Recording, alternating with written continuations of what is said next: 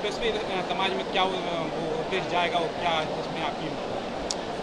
भाई यदि ब्राह्मणों से पंडिताई नहीं करवाना है तो कौन आग्रह कर रहा किसी के दरवाजे पे जाके कि आप हमसे पंडिताई करवाओ, हमसे पूजा करवाओ?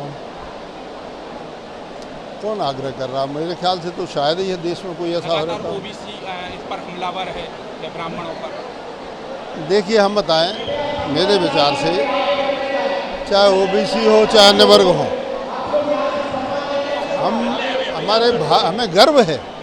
हमें गर्व है कि हमारे भारत के प्रधानमंत्री नरेंद्र मोदी जी ओबीसी वर्ग से हैं। मुझे गर्व है कि मेरे मुख्यमंत्री शिवराज सिंह चौहान ओबीसी वर्ग से हैं।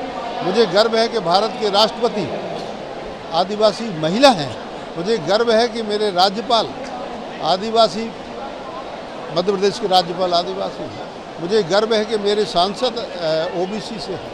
सागर के सांसद, दमोह के सांसद, सभी सांसद, बड़ी संख्या में विधायक ओबीसी हैं। तो हम सभी मिलकर जब काम करेंगे मोदी जी के नेतृत्व में तो देश आगे बढ़ेगा। ये जाति बिरादरी की बातें करना देश को बांटने की बात है। जो काम मुगल नहीं कर पाए, जो काम अंग्रेज नहीं कर पाए, देश को बांटने का काम, वह धीरे धीरे 75 साल हो रहे देश की आज़ादी के लिए।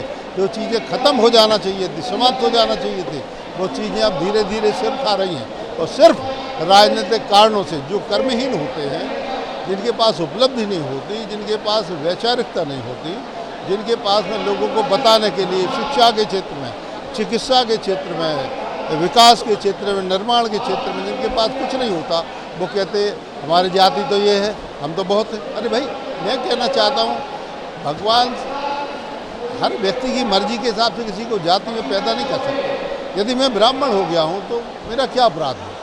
ब्राह्मण कुल में यदि मैंने जन्म ले लिया है तो ये तो ईश्वर की इच्छा होगी, मेरा तो इस पर कोई जोर नहीं। वो ब्राह्मणों का प्रभु बोल रहे हैं कि पूजा पाठ में ना बुलाओ या घर में ना बुलाओ, तो इसमें ब्राह्मणों का भाई अब ये धमकी कि हम नहीं बुलाएंगे, मुझे ये लगता है कि ये बात उचित नहीं भाई, क्योंकि मुझे लगता है कि ये जानबूझ के